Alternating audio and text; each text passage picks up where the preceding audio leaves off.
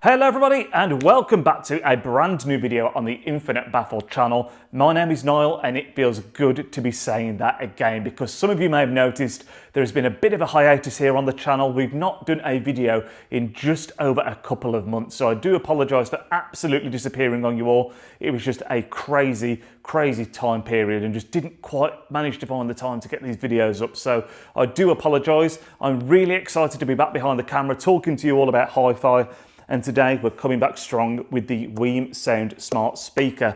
Now, admittedly, this video was supposed to be going live just before Christmas because I felt like the Wiim Sound here is the kind of thing that I think a lot of people would be considering for that kind of Christmas gift. And we wanted to take a look at it and see exactly what it brought to the table because it's the kind of product really, I mean, smart speakers, hubs, whatever you want to call them, they are very commonplace now in people's homes. A lot of people will have the kind of more mainstream options, the likes of the Amazon Alexa, the Google Home, things like that. So what does Wiim bring to the table compared to those more mainstream options? Well, that is what this video is all about. I hope you guys do enjoy it. Without any further ado, let's get into it.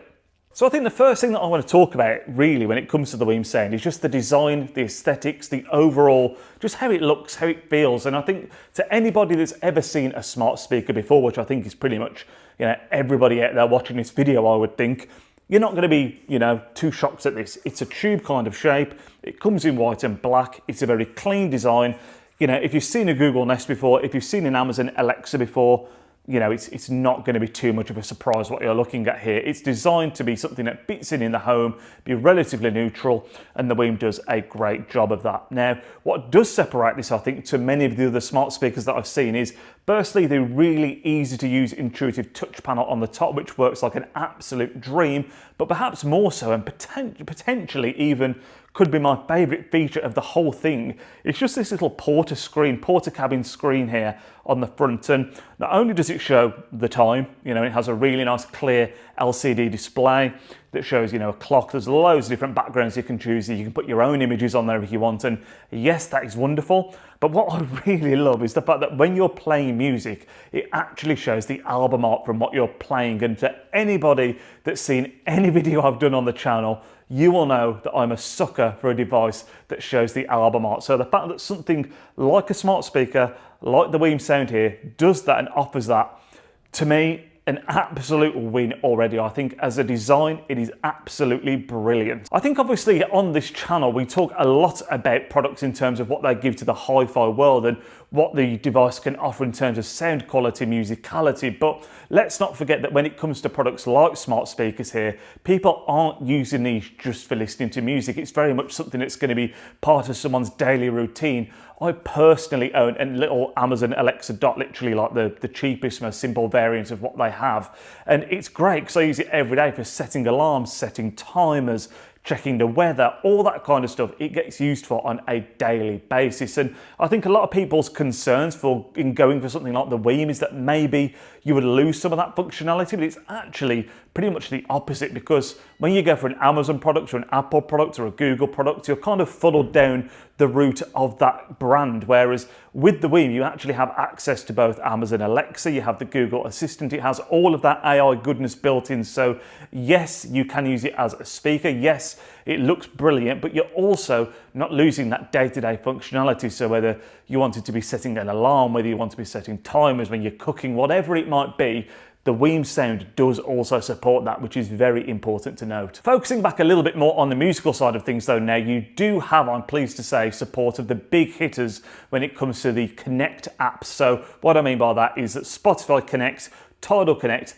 and Qobuz Connect are all supported via the Wiim Sound, and you also have the ability to use the cast functions when it comes to Google Cast and the Amazon equivalent as well. What's also quite nifty and is also pretty much a staple when it comes to the smart speakers of this world is the fact that the Wiim Sound here does also support the multi-room functionality. So if you did want to have the music playing through the house, setting alerts in one part of the house that are then going to trigger in other parts, all of that kind of stuff is supported on the Wiim Sound. And I do think that's important because yes, it's something that's expected with smart speakers. You get it with the Amazon Alexas and the Google Nests as well, I believe. But obviously when you're setting timers, when you're setting alarms, all that kind of stuff, you don't necessarily want to then be tied to the device once you've set it. It's good to know that if you wanted to have a couple of these around the house, maybe they could work on that side of things. So again, something you kind of expect, but still something it's nice to know that the Wiim Sound has got built in. Outside of the direct app support in terms of, your Connect apps that I've just mentioned, you do have the ability to connect straight up to the Wiim Sound using Bluetooth on your mobile device, your iPad, whatever it might be. It has Bluetooth 5.3 built in. It also has the ability to connect to it over Wi-Fi as well as a physical Ethernet cable. So if you wanted to plug this thing directly into your router, you could do. It also, interestingly, actually has an auxiliary input, which means that if you've got a turntable with a phono stage built into it, you could, in theory, run a little tidy modern system where you have just your Wiim Sound here, a turntable, and although it's not going to be the pinnacle of hi-fi in terms of sound, it's a very nice little clean system that you could potentially put together there. And I think that's the crux of it, really. I think that's really key to bear in mind, because a device like this, yes, it's not going to be audiophile quality. Yes, we're not talking about audio nirvana here by any stretch of the imagination, but I think when you compare it to other similar products, other smart speakers, the numbers on this actually come out really, really favourably. I mean, we're talking about 100 watts of power in this thing here. It's got 50 watts that go into the low-end drivers, and then 2 times 25 watts going into the high-frequency drivers. And when you look at the frequency response range, again, it's not shameful. It's actually, I forgot what the numbers are. Let me just dig that out really quickly. Yes, its frequency response range on paper is 50 hertz to 20 kilohertz. Forgive me, guys, you can tell I've not done this for a couple of months, so I'm feeling very rusty. So yeah, I mean, on paper, all of that compared to other smart speakers is incredibly, incredibly solid. As I mentioned earlier in the video, I actually kind of wanted to do this video pre-Christmas, but I guess one of the positives, one of the good things about the fact that I haven't been able to get this recorded up till now is that I've actually had quite a lot of time to play with the Wiim Sound here, and I've got to say I've been thoroughly impressed. Most of the time when we've been using it, we've been just connecting via Spotify Connect or via Bluetooth, but it's a very, very effective piece of kit. Firstly, I think sound-wise, far better than I would have ever expected when I first tried it out. The low end on it is much punchier than I would have ever thought it would be. So that was a big tick straight off the bat. That was something that was evident the moment that we turned it on. But just overall, the same quality. Again, we're not going to be talking about filling a large room or anything like that. Let's not get carried away here. It is a smart speaker, but for a smart speaker, it was as good as anything I've ever heard before. And then when it comes to the real thing that I think a lot of people are going to be wanting out of something like this, just the usability, the flexibility, and just how was it living with this on a day-to-day basis, it was great. Really easy to use.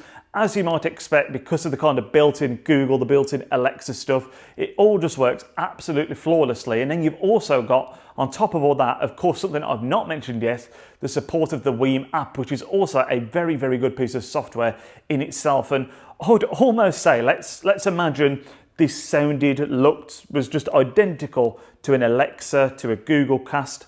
Just alone having the support of that Wiim app, I think, is enough to kind of separate it from those other devices. But the fact you've got that on top of what I believe is also superior audio quality, and you're not then also having to sacrifice any of the usability on top of that, it's a real winner. It is interesting because there are, of course, other hi-fi facing companies that offer products like this, the likes of Blue Sound, who offer the Flex. But I mean, if we just compare it to that directly, the Flex is not only, I think it's 150, 200 pound more expensive than the Sound here.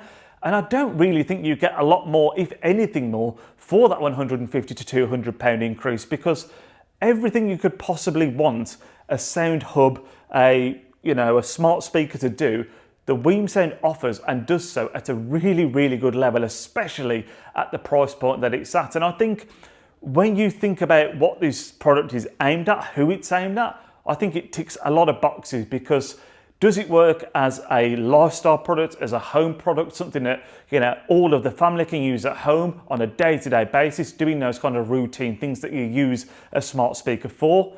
Yes, 100%. But on top of that, it also gives you a little bit more sound quality certainly than what you would get from like an Amazon Alexa and a Google Nest, without question. And I would even argue that this thing sounds a little bit better than the Blue Sound, which, as I've just said, is a bit more expensive. And that just about sums it up really, I think. I mean, again, if you're someone that's looking for a smart speaker that does all of those everyday tasks that you need, but you also wanted to have that little bit of extra audio quality, the Wiim Sound here is definitely the go-to option in my opinion. And let's not forget, on top of that, you've also got the wonderful, wonderful display, which is just the final big tick in the Wiim Sound column, in my opinion. But yeah, I hope you guys have enjoyed this video. If you have got one of these Wiim Sounds, let me know how you find it on the day-to-day in the comment section down below.